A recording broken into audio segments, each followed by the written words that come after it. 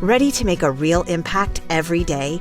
Join the Active Day Home Care team and help clients maintain their independence in the comfort of their own homes. Make a difference in someone's life as you provide essential daily assistance and protect their health and happiness. Earn up to $20 an hour and enjoy additional perks like optional daily pay, 401k, paid time off, ongoing educational training, and more. Join a team that values care, compassion, and your professional growth. Visit activeday.com to apply.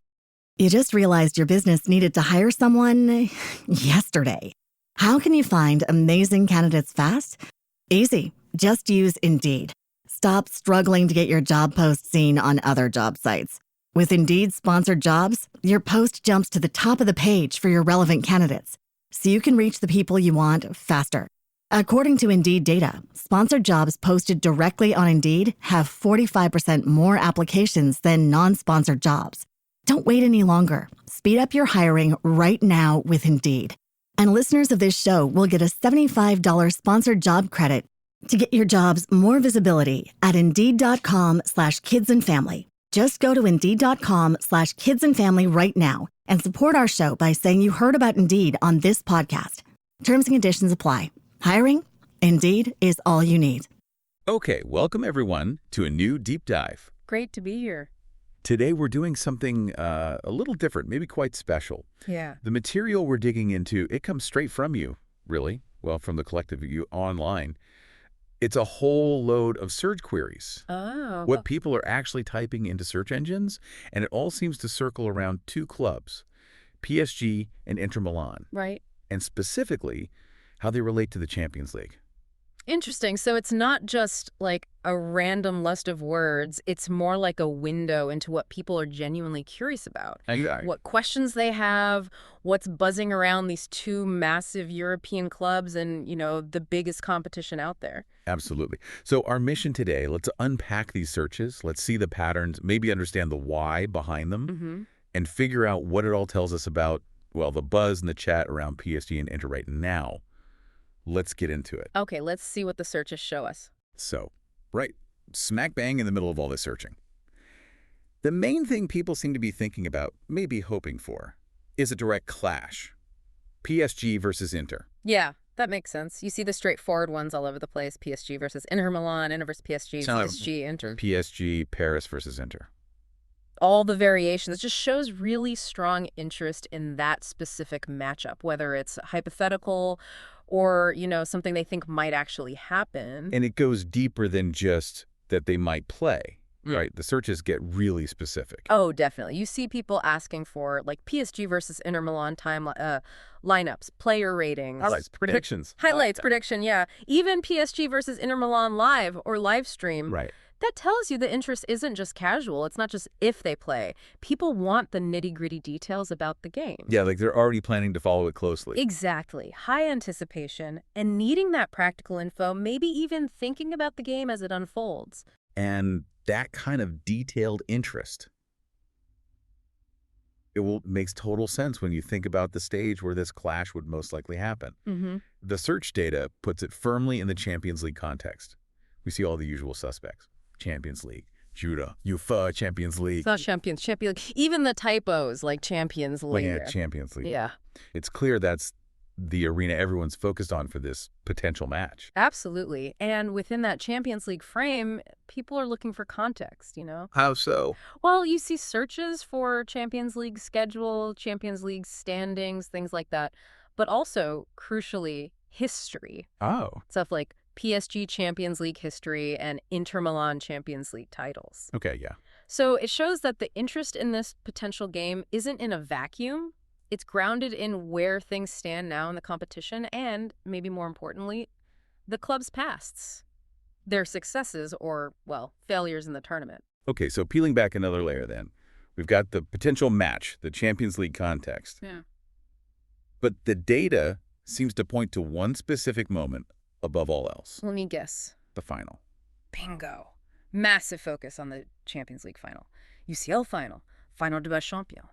It's everywhere. And what's really striking, I think, is how specific it gets, how quickly it zooms in on the future. You mean the 2025 searches? Exactly. UCL Final 2025, Champions League Final 2025, Final Champions League 2025, loads of those. Yeah. It's not just abstract interest in a final. It feels like targeted anticipation for next year's final. Right. It really suggests that the idea of this specific matchup, PSG versus Inter, happening in that specific final. Well, that seems to be a big part of what's driving the curiosity. And that anticipation, it gets really practical, doesn't it? Looking at these queries. Oh, yeah. Where to watch Champions League final? Where is the Champions League final 2025? Even what channel is the Champions League final on? How to watch. Where can I watch? Yeah. Watching Champions League final live. Specific platforms, too. Discovery Plus pops up. It shows real intent, doesn't it? People are already thinking about the logistics. They need the actual concrete info to, experience this thing they're anticipating. Definitely planning ahead. And even within that final context, there's a historical angle, too. People searching for things like biggest Champions League final win. Interesting. Benchmarking, maybe? Yeah, sort of. It suggests maybe wanting to see how a potential future final, maybe this final, would stack up against the biggest moments, the records from the past, placing it in history. And speaking of history, that ties right back to the clubs themselves, doesn't it? The searches about their Champions League track record. Oh, absolutely. That's a huge theme. You see loads of searches like, has PSG won Champions League? How many Champions League does PSG have? What? How many UCL does PSG have? All variations on that theme. And then, contrasted with Inter Milan Champions League titles, Right. it just perfectly highlights that core narrative everyone talks about, doesn't it? PSG's big quest. Yeah, PSG chasing that elusive first title, this thing they've spent so much trying to win, compared to Inter Milan, who've already got that history, multiple titles. Had tension. That narrative tension seems absolutely central to why this potential final is getting so much attention, so much buzz in the searches. Okay, so moving on from the teams and the competition itself, the data also zooms in on the people, right? The players, the managers. For sure, you see prominent player names popping up quite a bit. Obviously, the huge stars like Mbappe. Yep. But also others, maybe players relevant to this potential matchup specifically. Like who? Well, Hakimi shows up, Hakimi PSG, Hakimi Inter Milan, he's got links to both, right? Good point. Yeah. And key Inter guys like Benjamin Pavard, Federico Di Marco. Also PSG players, maybe some younger ones getting attention like Sini Mayulu or DTSG. Nuno Mendes, Kimpembe, Vitinha. Yeah. Even Lukaku, Neymar Jr. is still appearing. It shows that it focuses on individuals.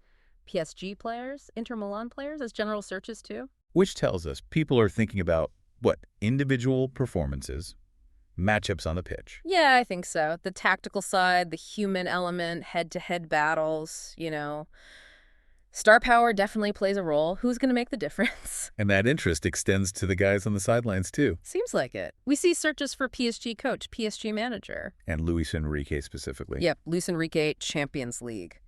So yeah, the people guiding the teams, their tactics, their own history in the competition, that's part of the picture people are curious about. Okay, now, here's where things get maybe a little unexpected. Uh-oh. Sprinkled in amongst all the football stuff, we see terms like Paris riots and just riot. What do we make of that? How does that fit in? Well, it's an interesting one, isn't it? It kind of highlights how these huge clubs, especially ones like PSG based in major global cities, they don't exist in a bubble. Right. Things happening around the club, even if they're not directly related to sport, can get linked in people's minds and apparently in their searches. So social context. Yeah, potentially. We can't know the exact reason for every single search, of course. But seeing it appear here suggests that wider socio-political stuff, well, it can become part of the landscape people associate with a club. It shows the club sits within that broader city context. And on a different, more personal note, there are also searches about people connected to the clubs, but about their private lives. Yeah, like the searches around Luis Enrique's daughter. What happened to Luis Enrique, or searching her name, Sana Martinez, Zana Enrique. Right. It shows that the curiosity around these really high-profile figures, it can go beyond just their job, There's a human interest side where people look for info about personal stuff, tragedies even. It's just a reminder that behind the badges and the tactics, they're real people, and public interest sometimes crosses that line into their personal lives. Okay. And then finally, there's this layer of just general context terms, maybe. Yeah, the background noise almost. Things like tools people use to follow football, like Flash Score. Soccer games today, soccer near me. General interest. And then different ways people refer to the clubs themselves.